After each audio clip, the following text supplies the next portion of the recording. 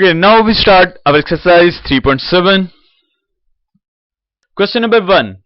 Find the area between the x-axis and the curve y is equal to x square plus 1 from x is equal to 1 to x is equal to 2.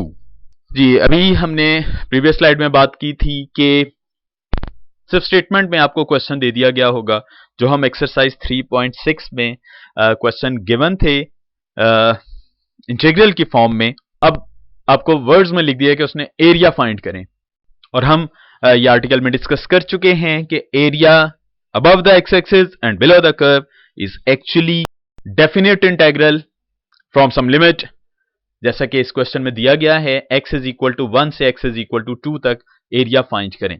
So this one is the question form it required area है। हम सिर्फ integrate कर लेंगे given function को जो y की shape में दिया हुआ है फ्रॉम लिमिट 1 to 2। हम इसको ज्यादा अंडरस्टैंडिंग कर सकते हैं अगर आप इसका कर्व स्केच कर लें, वो कुछ ज्यादा मुश्किल काम नहीं है।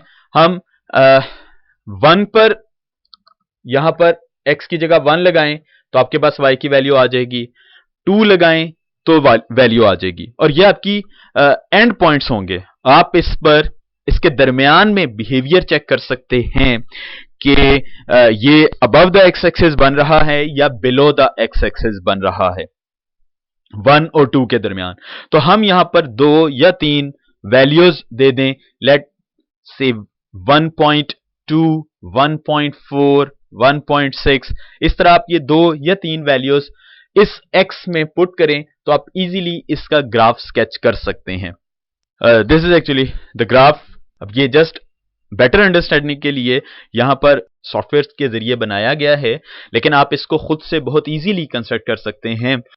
यहां पर आपको जो वैल्यू मालूम करनी है, इसका एरिया फाइंड करना है, ये है सपोज दिस वन इज 0, ये x की वैल्यू 1, ये x की वैल्यू 2।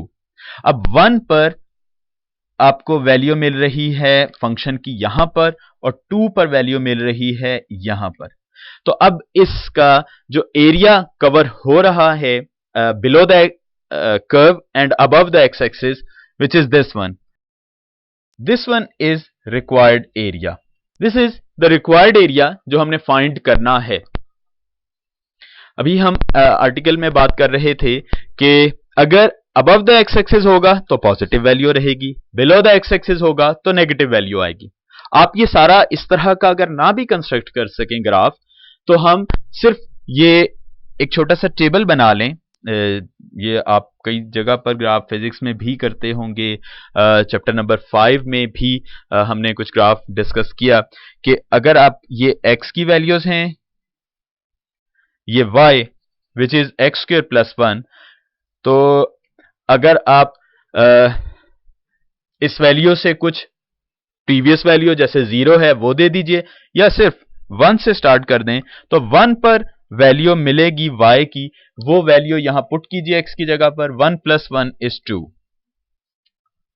उसके बाद यहां पर 2, ये एंड पॉइंट है आपका, 2 पुट करें तो 2 का स्क्वायर 4 + 1, y की वैल्यू आ गई 5। तो हम इसको बना सकते हैं बड़ी इजीली कि यहां पर आपके पास एक्स एक्सिस और वाई एक्सिस बनाएं, जैसे कि यहां पर हमने बना लिए हैं। उसके बाद 1 पर आपको वैल्यू मिल रही है 2 और 2 पर वैल्यू मिल रही है 5। जी अगर हम इसको यहां रफली स्केच कर लें, छोटा सा ही चाहे ग्राफ बनाएं कि ये 1 और ये 2। अब 1 पर आपको वैल्यू मिली, यहां पर आप रफली से नंबर लिख लीजिए 1 2 3 4 5 6, ये आपके पास वैल्यूज आ गई। अब 1 पर वैल्यू मिल रही है 2, तो ये 1 पर यहां पर 2 ये पॉइंट लगा दीजिए, और 2 पर वैल्यू मिल रही है से दिस वन इज 5। ये इन पीक पॉइंट्स पर तो above the x axis value मिल रही है। अब हम दरमियान में इसका बिहेवियर चेक कर सकते हैं कि ये ग्राफ यूं चल रहा है, यूं चल रहा है। तो आप से 1.2, 1.4 ये कोई 2 या 3 वैल्यूज दरमियान में लेकर चेक कर सकते हैं कि अगर ये 1 पर वैल्यू ये है, 1.2 पर तो 1.2 यहां पर पुट करें तो 1.44 + 1 विल बिकम 2.44, तो ये 2 से कुछ ऊपर वैल्यू मिल जाएगी। इसी तरह 1.4, तो 1.4 का स्क्वायर 1.96 प्लस 1 2.96, तो ये ऑलमोस्ट 3, तो ये 1.4 पर ये 3। इसका मतलब है ग्राफिकल बिहेवियर इस फंक्शन का कुछ इस किस्म का है। अब चाहे आपके पास पीछे वैल्यूज ना भी हो, इससे प्रीवियस वैल्यूज आगे भी ना हो, तो कम से कम आपको यह अंदाजा हो जाएगा कि इसका ग्राफ कुछ इस किस्म का बन रहा है। और यहां पर ये वैल्यूज जो है ना, वो हमने रिक्वायर्ड एरिया मालूम करना है। अगर हम यही प्रोसीजर कुछ ऐसे फंक्शन के अगेंस्ट कर रहे होते जिसमें आपको 1 पर कोई below the x axis value मिल रही है, 2 पर बिलो द एक्स एक्सिस मिल रही है, तो ये ग्राफ इस तरह का बन जाएगा और हमें अंदाजा हो जाएगा कि ये below the x axis graph बना या above the x axis graph बना। और फिर उसके अकॉर्डिंगली हमने जैसे बात की थी कि अगर अबव द एक्स एक्सिस होगा तो यही फंक्शन पॉजिटिव कंसीडर कर लेंगे, और अगर बिलो द एक्स एक्सिस बन रहा हो तो ये नेगेटिव कंसीडर कर लेंगे। This is just the main point. Questions solving is very easy. हम बहुत easily इसको इंटीग्रेट कर सकेंगे, बहुत छोटे छोटे से क्वेश्चंस इस एक्सरसाइज में, लेकिन सिर्फ ये कॉन्सेप्ट दिया जा रहा है कि हम एक्चुअली एरिया फाइंड कर रहे हैं इस फंक्शन के अगेंस्ट जो कर्व बन रहा है और अबव और बिलो द एक्स एक्सिस। जी, अब हम इसकी सिंप्लीफिकेशन कर लें। ये जस्ट y की वैल्यू पुट करें। एक्सरसाइज 3.6 में हम ये काम कर चुके हुए हैं कि आपने पहले इस फंक्शन को इंटीग्रेट करना है, फिर लिमिट्स अप्लाई करनी है। तो पहले ये एक्स स्क्वायर और 1 अलग अलग इंटीग्रेट हो जाएंगे। इंटीग्रेंड है एक्स स्क्वायर और यहां इंटीग्रेंड है 1। एक्स स्क्वायर की इंटीग्रेशन एक्स क्यूब ओवर 3, 1 की इंटीग्रेशन एक्स। इसके बाद आप लिमिट्स अप्लाई कीजिए। पहले अपर लिमिट लगा दीजिए एक्स की जगह पर, फिर लोअर लिमिट लगा दीजिए। कांस्टेंट बाहर आ जाएगा, ये 1/3। पहले x की जगह 2, तो 2 का क्यूब 8, फिर x की जगह 1, सो -1, प्लस सिमिलरली x की जगह 2 and then minus lower limit 1। Simple सी सिंप्लीफिकेशन इसकी, and answer is 10/3। Square units हम जानते हैं, एरिया जो है वो हमें स्क्वायर यूनिट्स में मिलता है। स्क्वायर यूनिट्स मीन कि अगर लेंथ मीटर में दी गई है तो एरिया मीटर स्क्वायर होता है, अगर किलोमीटर में है तो किलोमीटर स्क्वायर। इस तरह हमें यूनिट गिवन नहीं है, लेकिन एरिया स्क्वायर यूनिट में आएगा तो हम सिंपली यहां पर स्क्वायर यूनिट लिख देंगे। So this one is very simple question.